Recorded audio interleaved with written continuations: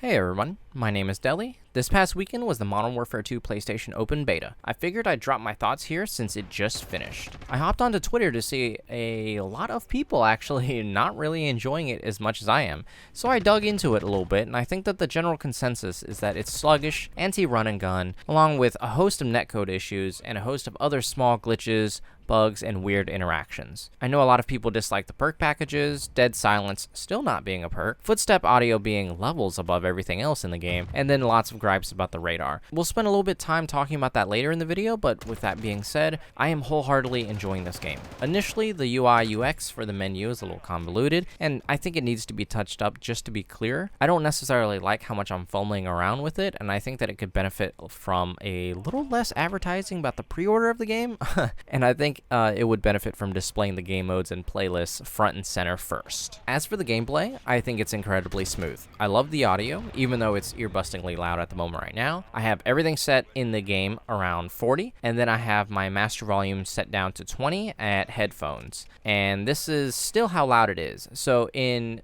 the video, I dropped it another 7 decibels inside of Premiere Pro, so the video that you're watching is all of those settings and then the adjustments afterwards in Adobe Premiere. I think the reloads, the movement, the gunplay, they all feel immaculate. I'm finding myself playing a little slower than I would have in 2019, which is a change that I'm embracing fully, to be honest with you. I know a lot of people dislike that, but I believe that if you just cut your actions a hair shorter than before, then you'll find that your engagements will turn out in your favor. This took me about 5, 6, maybe 10 games to figure out the kind of flow in the system that I have for my own self and my own playstyle. And I think everybody is currently trying to play this game like it's Modern Warfare 2019 or Vanguard, which is completely understandable, but I believe that Infinity Ward is looking to slow the experience down just enough to make it feel old school, and then of course give a new touch of paint on top of that. You'll see a lot in this gameplay, but I'm finding myself walking and hip firing more than I normally would in any of my Modern Warfare 22 or 2019 gameplays. I know before, in older Call of Duty games, we are used to stopping on a dime and firing almost instantly,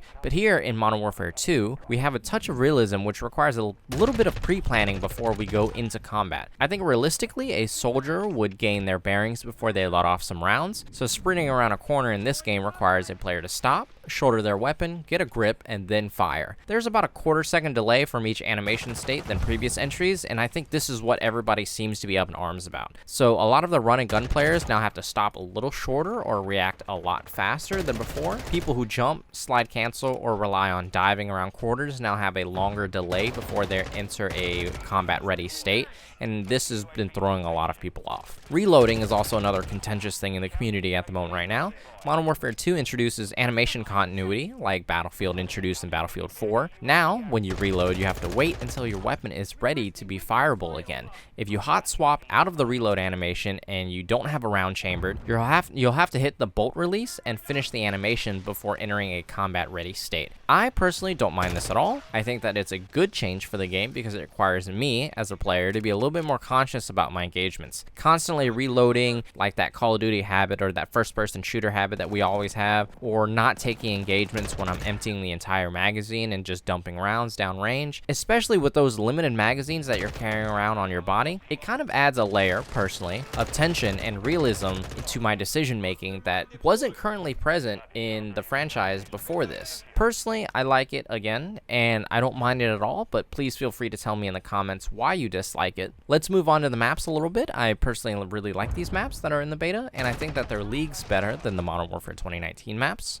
They're layered both horizontally and vertically, with plenty of side lanes along with stellar traffic flow. I personally never felt like there was a dedicated hot zone in the map like in Modern Warfare 2019. Each map feels like the hot zone moves throughout the game dynamically from the way people play, navigate, and spawn in the 6v6 modes. My favorite map right now seems to be tied between Farm 18 and Mercado Las Almas, and then Greenberg Hotel is my last one, although the hotel map has grown on me significantly as the weekend went on. Obviously, it's Call of Duty, so I've had some unfortunate spawns here and there and some terrible engagements, but I think it's more annoying than game-breaking, so I let that one slide, honestly. The 3 biggest issues in the community right now from this weekend ending is that dead silence is still not a perk. The radar is not displaying red dots when firing without a silencer, and muzzle flash and smoke obscuring the visuals during combat. Frankly, I don't really care that much about dead silence not being a perk. I know a lot of people have thoughts about that, and again, leave your thoughts in the comment. I would love to read that.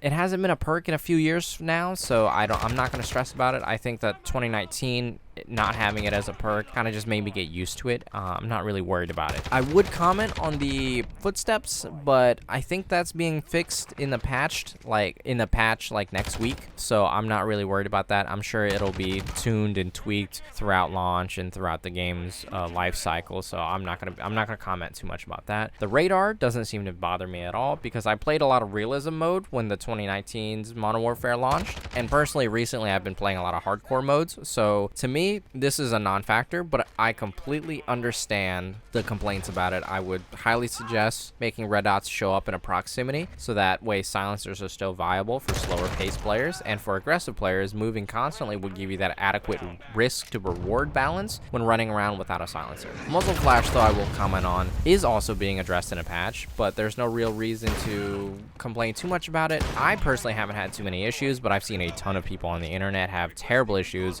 that blocks up their entire screen so that they're unable to see who they're shooting at, what they're shooting at, or just genuinely what direction they're aiming. I haven't had that many issues, but I do know that the M4 with irons is kind of hard to aim in the beta at the moment right now, and especially long range engagements, I'm seeing a lot of suffering to my aim, so I basically kiss long range engagements goodbye because I can't see anything while I'm using sustained fire. Even through burst fire, having to micro adjust 24/7 doesn't really make it that viable for me, so I basically just clear that distance and I try to take the combat to more close quarters situations. I want to spend time talking about the perk packages, but honestly I haven't really thought too much about them. I don't think they've impacted me really at all. I don't think I'm going to dive too deep into the design intention because I'm sure things will change after launch, especially with the amount of uproar that people have about this on the internet. So to me, I think that the perk packages are a new addition, but they've been kind of slipping my mind and I haven't really thought too much about it, nor have I given it too much energy. I'm sure that the more I spend and the higher I climb in MMR and SBMM and that kind of stuff, that I'm gonna spend a little bit more time being conscious about it. But for right now, playing casually, I'm not really bothered by it at all. Weekend 1 of the beta has given me a lot of good feelings overall for this year's entry. I'm currently happy to be playing slower and putting a little bit more thought into which paths I pick or which lanes I pick to lock down, or how I enter and exit engagements. I also really like patrolling a perimeter now around the map, and I only really sprint to cover or sprint to move across open spaces. This kind of defensive playing or defensive play style is something that I'm actually kind of leaning into a little bit, and I think the changes really benefit that. I know being aggressive sounds like it's gotten a huge nerf, but trust me, I feel like you can still be very aggressive in the game, but it requires you to be a little bit more mindful of your surroundings, your actions, and your combat micromanagement. I look forward to the official launch actually, and I'm quite happy about this, to be honest with you. It's been a few years since I've bought Call of Duty, and it's been a few years since I've really been excited, and this year especially I have really been looking forward to getting a extended multiplayer experience, and I think that Call of Duty is really bringing this complete package for me personally as a player this year. It's really giving me flashbacks to like COD 4, Black Ops, that kind of era of like slower engagements, that kind of era of variety and map traversal. I think that the old school vibes of COD 4 and Black Ops, personally, with the longer engagements, with the longer time to kill, I think that it's given me a little bit more time to spend thinking about what I'm going to do, thinking about how I'm going to engage, and I think that it's really bringing the most out of my playing, and I think that it's really keeping me engaged and in tune with the gameplay instead of just mindlessly playing. And I think that to me, this is the kind of change that Call of Duty needs moving into 2022 or moving into 2023. Please let me know your thoughts about the beta in the comments if you've played it, and I will see you guys next time. Thank you guys so much for watching this video. I look forward to bringing you guys more of this kind of style of commentary, and hopefully I'll be able to indulge a little bit more into my personal life for you guys for my YouTube channel.